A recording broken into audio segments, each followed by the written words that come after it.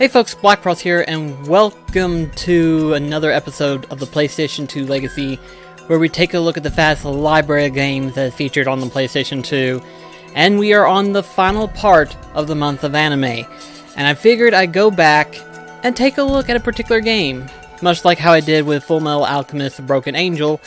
That one I had technically played back in its heyday. .hack is another example. However, I do want to go ahead and talk about a few things in regards to .hack.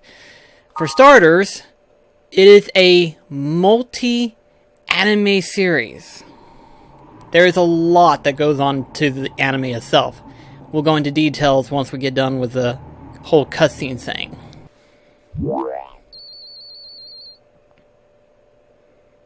Okay, user registration is done. Now for a name. Yasuhiko's probably already there waiting for me. I'd better hurry. Alright then. We're just going to go ahead and fast forward through this part because it's basic knowledge and everything. Now this right here is where we start off. Now allow me to explain a little bit about the series itself, for those that don't know. .hack is a massive series, being that of a contribution not just in anime form, but also in manga and video game format. And let's put it this way, I know from the top of my head that there are 3 other animes based off of the .hack formula, but there are multitudes more technically over in Japan. Who's to say how many manga forms there are? And then of course in far of games, I'm familiar with the first 4 parts, which is .hack, and then the second part, which is .hack GU, which some would be familiar with for the PS4 remastered edition that came out, known as Recoded. I think it's Recoded. I'll put the cover up to where you know what I'm talking about. But anyway, the thing is that the main story premise is this, is that you play as a character that gets involved in a game known as The World. And in that world, you basically are teamed up with multiple different players and stuff, and you're basically doing your normal stuff as per se of an MMORPG. But something happens in regards to the world itself where it involves like some kind of supernatural AI program virus. It's kind of hard to describe it unless you dive in it yourself. So without further ado, let's just go ahead and proceed on through the story.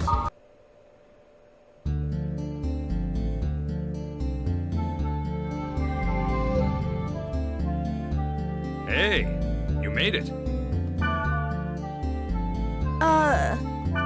Hey, it's me, Orca, the Blade Master. Whoa! You look so different from the real Yasuhiko. Nothing like the real you. Hey, in this game I'm Orca, regardless of what I am in reality. I'm pretty well known here. What? No, you look great. Anyway, take this.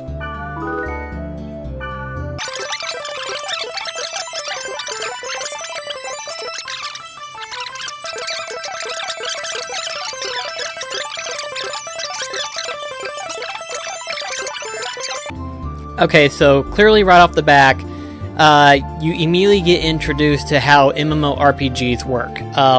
At least scratch base value. I wouldn't say this the same way in current game logic now, but in terms of the single player campaign experience of MMORPG, it is basically face value, you know, where you invite your party members, and then of course you go into different areas in order to, you know, hunt down monsters, go into dungeons, so on and so forth.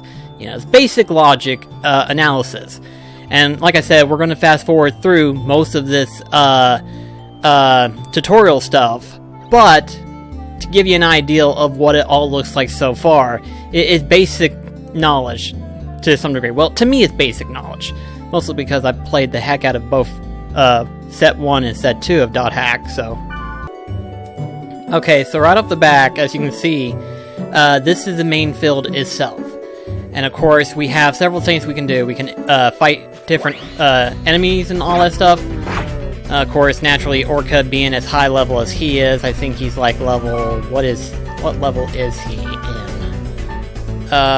he's level 50, so he's gonna KO everything without me even trying.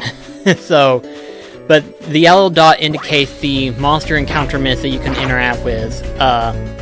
Sometimes that's not always the case. Sometimes you do actually get the random treasure chests and stuff. But the most part, 99% of the time, they're mostly going to be enemies anyway.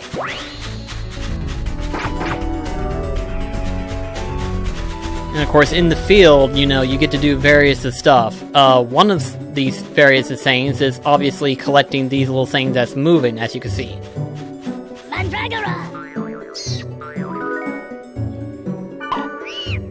Now those things, you won't be able to do it right off the back. But later on in the game, you do encounter what's known as a grunty. Feeding these different key items and stuff will help it to grow. And depending on what grunty that you get, you can ride it out in the field, based on their server type, of course, mind you. And then, of course, obviously you go to the dungeon in order to do, you know, kill the boss that's in the dungeon, and then get the item that's at the end of the dungeon.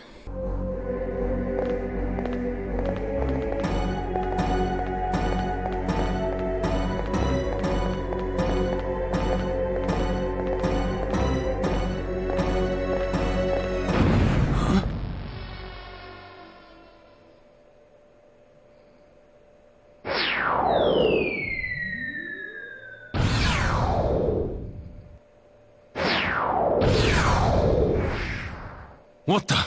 Did you just see that? Yeah. Was that thing chasing her? Yeah, but something like that on this level?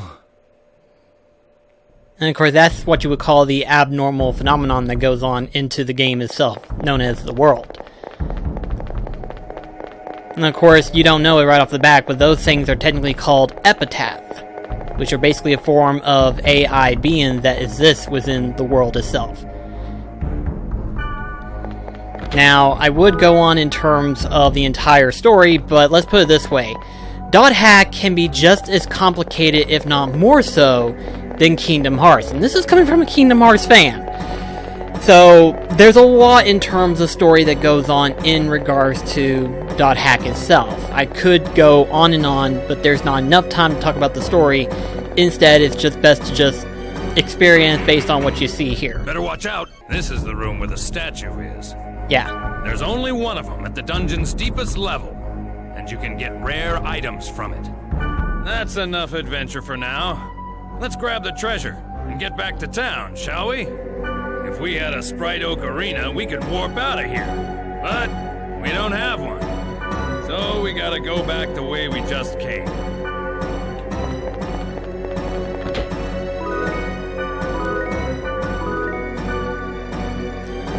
Yeah, so one of the biggest right there is, of course, where you get secret items and stuff like that. Well, not so much secret, but rare items, quote-unquote, rare items. But the biggest thing to take note of is that you'll want to carry a lot of different items. You know, aside from healing items, you would also want to carry a Fairy's Orb, which allows you to read data in regards to, like, enemy placement and treasure chests and stuff. Then you have Spirit Orca, which allows you to evacuate the dungeon itself. Then you have Fortune Wire, which allows you to deactivate booby traps. Because if you don't deactivate the booby traps, you will get a various of different status effects. One of them where you can potentially die. So make certain you have plenty of items on hand whenever you go into a dungeon. Because if you don't, you can't get out that easy. So here's where the story really kicks on.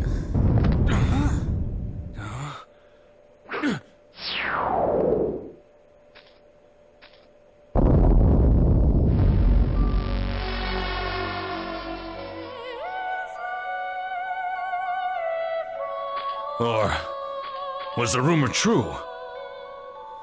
Take this. Huh? Please take this. There's no time. Please. What's this? A great force. The power it holds can bring forth either salvation or destruction at the whim of the user. It's coming.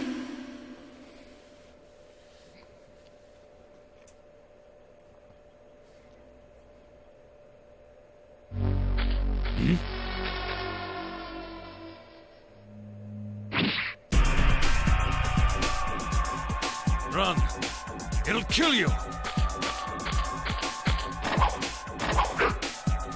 What the hell? What is this? There's something wrong. Nothing works.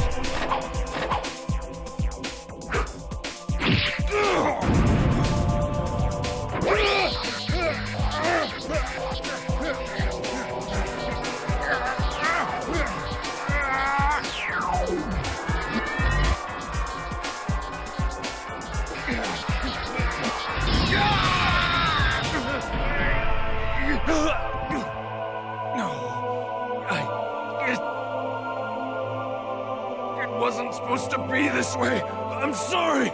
Get out of here!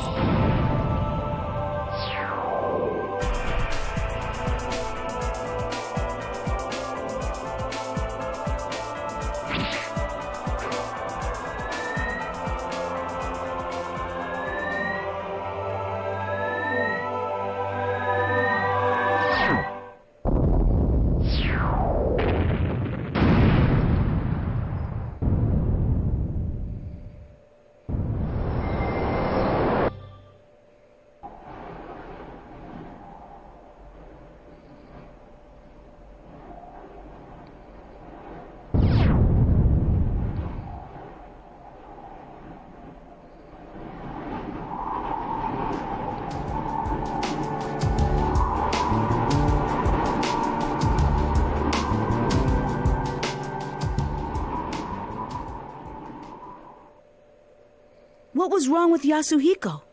Why was he upset? I wanted to ask him, but he wouldn't even pick up the phone. And then, the next day, I found out that Yasuhiko had been hospitalized. I rushed to the hospital, but they wouldn't even let me see him. But I guess it's better this way. I didn't want to see him all week, and he wouldn't want that either. But what the hell happened to him? I have a feeling that the key to it is somewhere in the world. I should post on the board about Yasuhiko. Maybe someone will respond to it.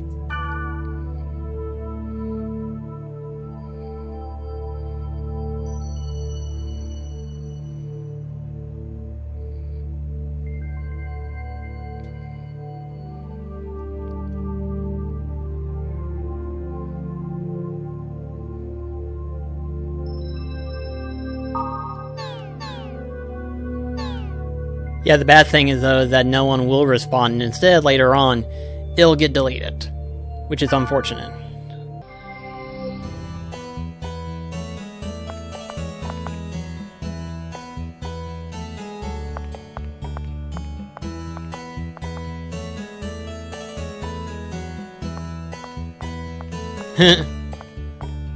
Odd, ain't she?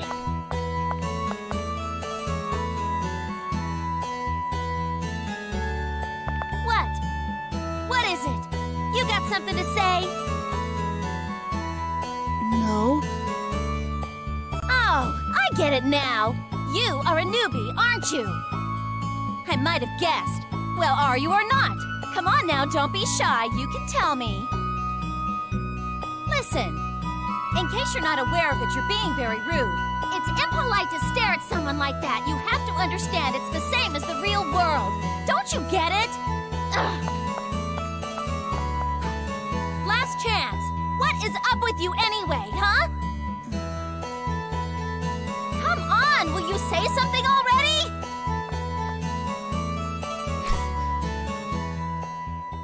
Confusing, ain't it? Wait a sec. Yeah, you. I know some interesting keywords. If you go with me, I'll tell you what they are. Do you want to know? Right on, that's the spirit. Spoken like a true newbie. The keywords are Delta, Hidden, Forbidden, Holy Ground. Alright, now we just gotta invite her to our party, so...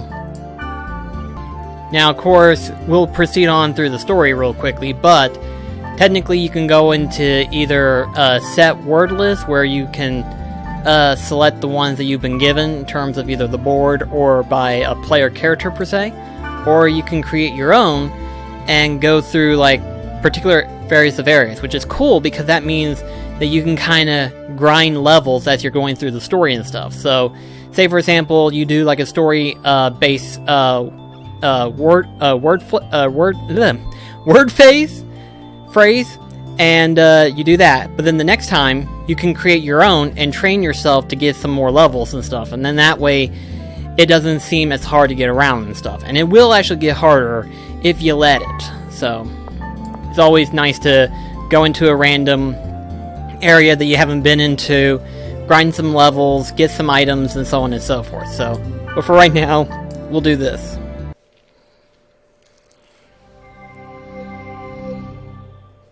Whoa, this place is... Huh? Never mind, let's go. Well, are you going to escort me like a proper gentleman? Scathe. Enos. Magus.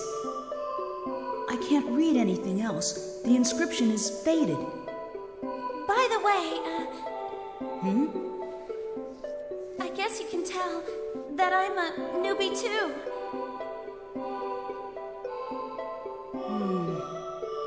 Yeah. It must be pretty obvious by the way I acted back there.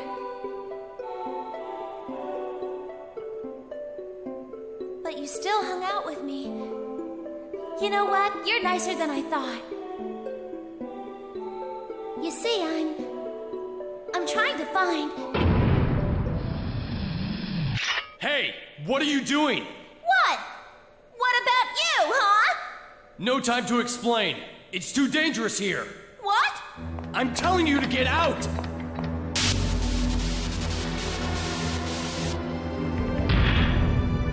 Leave here at once! Ah!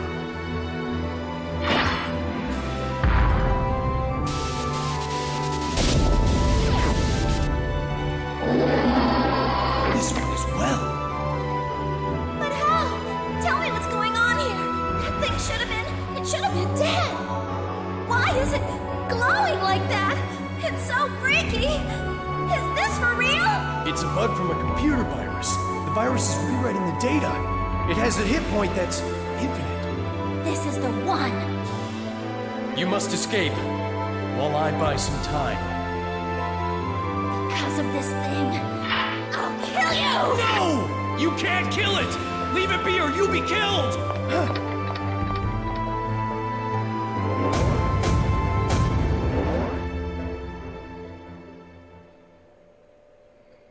The book. Open the book. The book? The power it holds can bring forth either salvation or destruction at the whim of the user.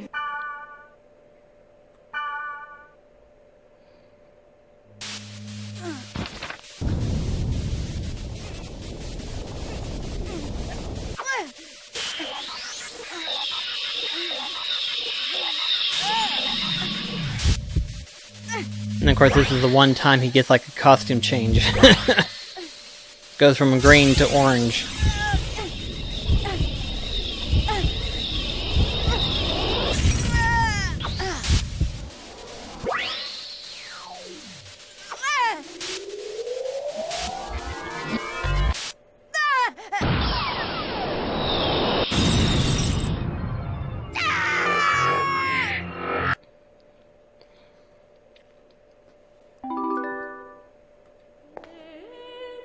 That was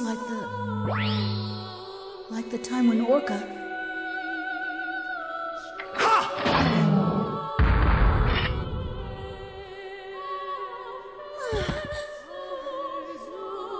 That skill. Now, I understand.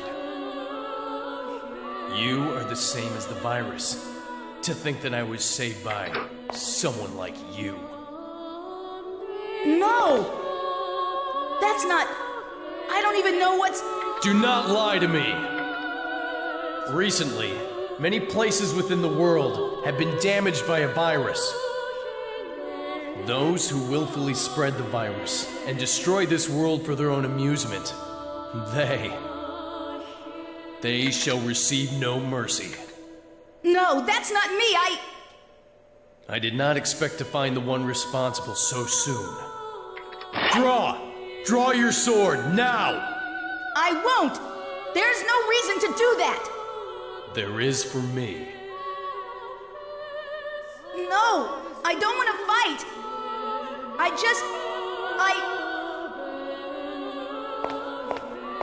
What is the matter with you? That's hardly the way to talk to someone who just saved your life.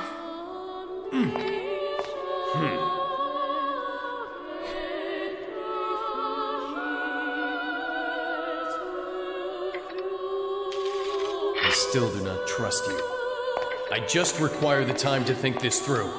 But if I find out that you are indeed in with them, I will kill you.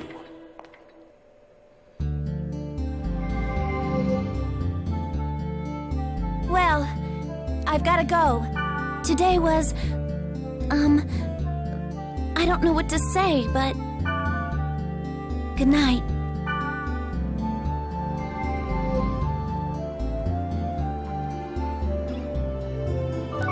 Well, let's see if we can invite her into the party.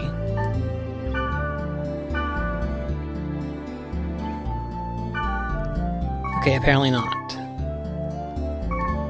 Now, we could easily log out if we wanted to, but I do want to go ahead and go into a random area field, just to kind of give you an idea of what the game is going to be like throughout the entire time. So right here is Fortune Wire. We already possess 5, so we'll just grab 2 of these. We already got 5 Fairies Orbs, so that definitely helps. Alright then. And technically we did get a new sword, so that should be very nice to have right there. From the looks of it, I think we'll be perfectly fine with this. We also got a new ability right there, known as Tiger Claws. Now the cool thing about this game is that you can actually interact with other NPCs as well as your main party, and you can kind of like go into this trade mode to where you can kind of trade items and stuff and get like various of like different kind of items and stuff. Now record, of course, you need to make certain that you can equip the item per se, because if you can't equip the item, then that item's not going to be good for you. But like for say this right here, magical I'm getting tongue twisted so badly. Magical attack permanent +1. Stuff like that would come in handy for like a spell weaver. But for the time being right now, we're gonna try for a fire bracer. Just to kind of look at it and stuff. Now then, we're gonna see if we can't get the requirements in order for approval. I doubt it, though. Nope, still not an approval. So we don't have quite enough in order to get a trade in yet, but that's something that you can do, actually. So let's go ahead and try to do some kind of area, per se. Level 1 area. That's a pretty good starting area. We'll go ahead and go in there and kind of give you an idea of what we can do. It's a snow area. Alright. So we'll use a Fairy Orb. And we're getting an idea of what's going on in the worldscape. Now see where it says per debt break? That's something that you would have to keep in mind of, to where you can use what's called data drain in the game.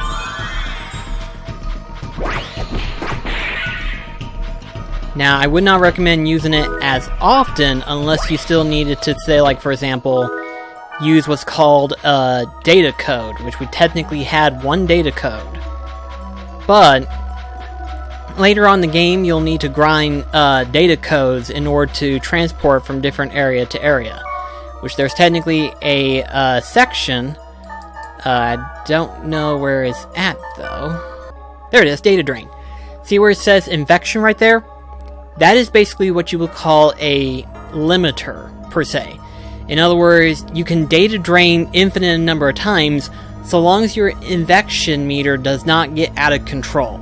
Should it get out of control, it could either become very dangerous to continue playing the game, or in some cases, it will be an immediate game over. So, when you use data drain, be mindful of how often you use it, because there's been times that I used it so many times, and yeah, it's not a fun time. It's not a fun time. So it's only recommended to use it at certain moments, like say for example, when you're fighting enemies that are like within that data boundary, the virus per se, if you will. That'd be the only time you should be able to use them. But you can use them on regular enemies, and you should only use them if you're needing to grind for data codes. Of course, you gotta be careful whenever that happens. This is why having a party would be necessary. But the nice thing, as you can see, the magic slowly refills itself. So, you can actually get infinite magic. But you gotta be careful not to try to get cocky and think you can overpower an enemy. Because I am at level 1, so it's gonna be a while before I can actually get...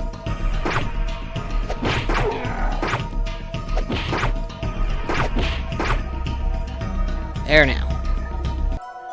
Now, technically, I should be able to, yeah. You can get a full detail map of the overall map area. In other words, you can see the various of magic portals that you can enter in and stuff. Now let's take a look at my stats real quickly and see how long before... There it is. Underneath level 1 is XP, so in other words, probably one more fight and we'll finally be at level 2. It's definitely recommended if you have a team put together, so... I wasn't able to recruit Black Rose with me, but that's fine. Now we can, if we want to, use some skills here.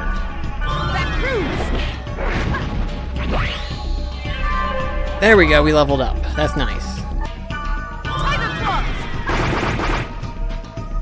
Definitely helps out to have these skills and stuff, so...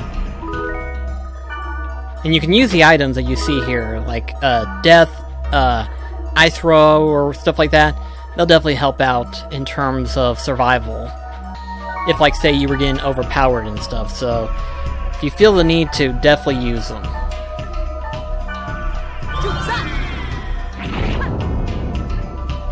See what I mean? That definitely helped out tremendously.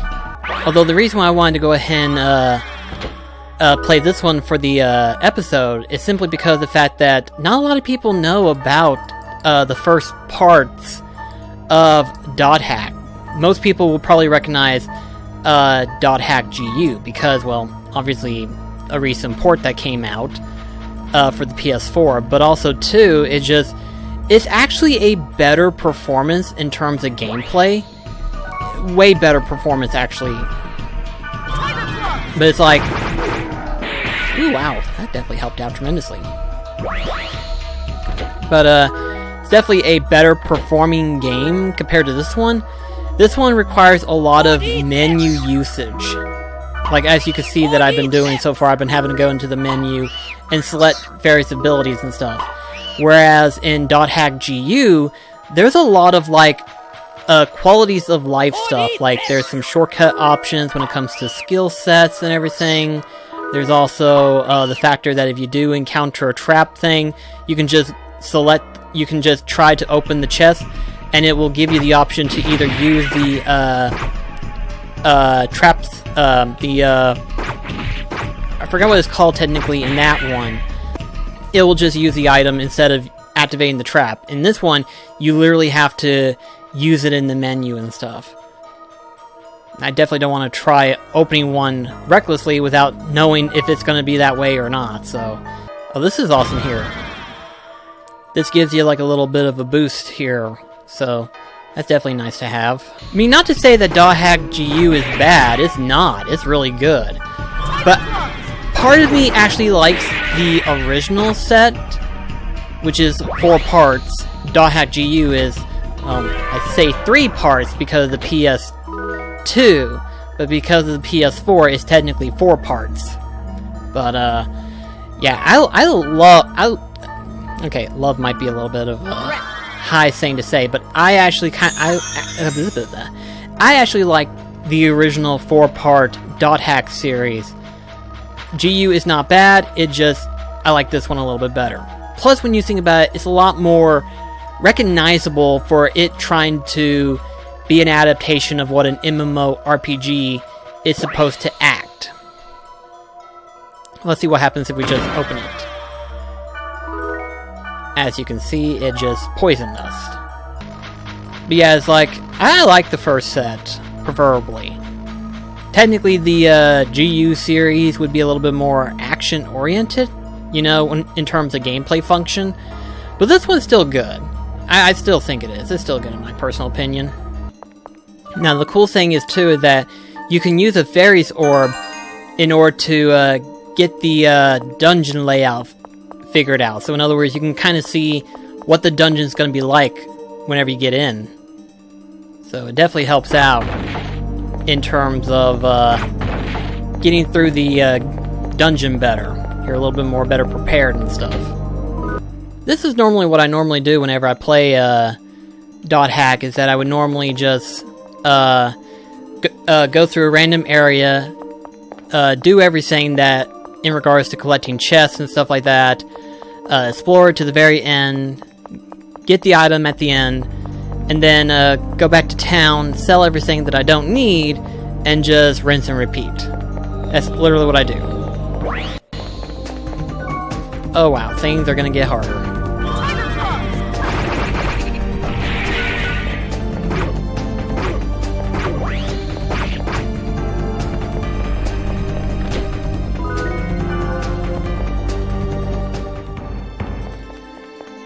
Like now we saw some stronger enemies, so this is definitely gonna get harder from here on out. I guess I can go ahead and show you what data drain looks like. I mean, we're not actually using it excessively, but here's what it looks like.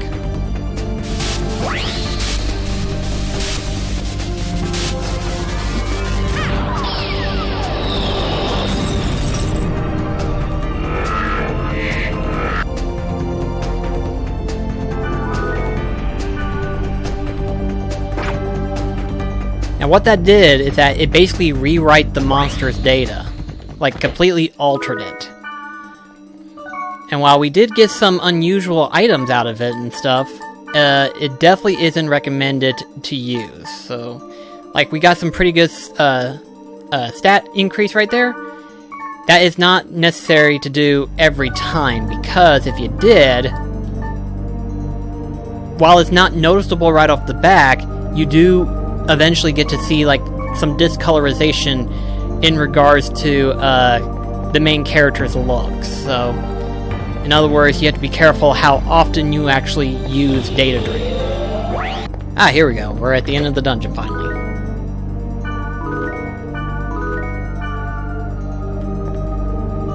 Alright, and since technically we're done, we'll use a spare Orca in order to get out of here. Otherwise, we have to walk all the way back out of the dungeon. And being at basement floor 4, that would take some time. But yeah, for the most part, that is Dot Hack, part 1 through 4. Part 1 is Infection.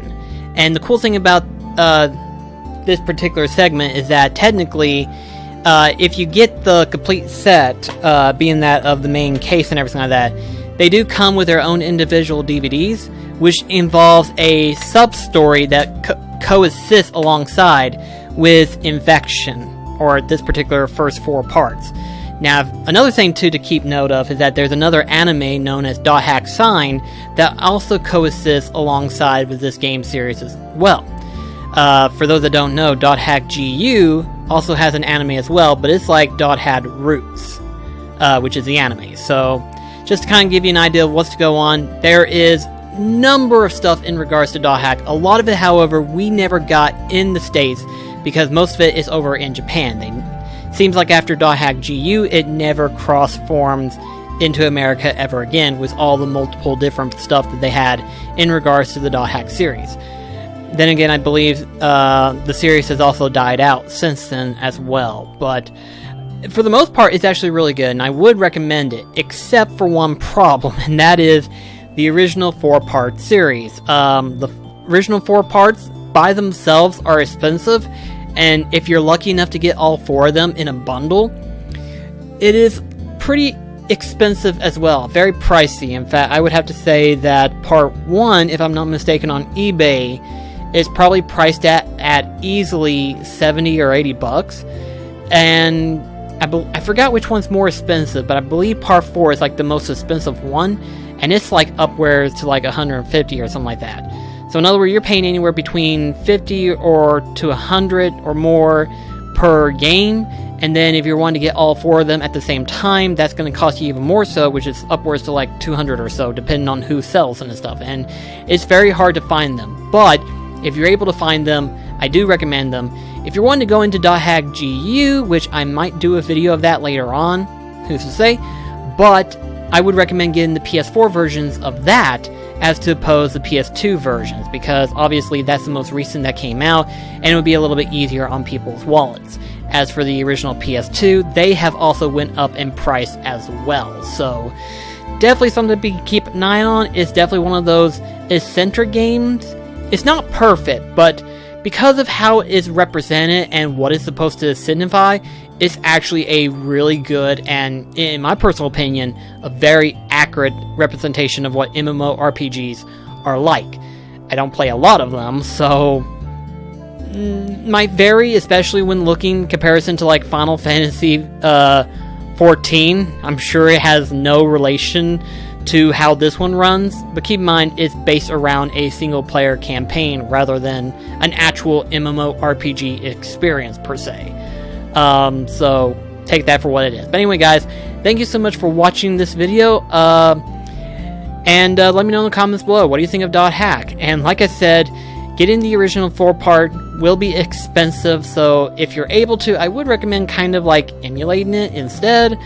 But your mileage may vary. Maybe you might have an easier time getting a hold of it, or maybe you're one of the very few people who actually do have a copy of the original 4 set in your collection. Who's to say? But anyway, thank you so much for watching.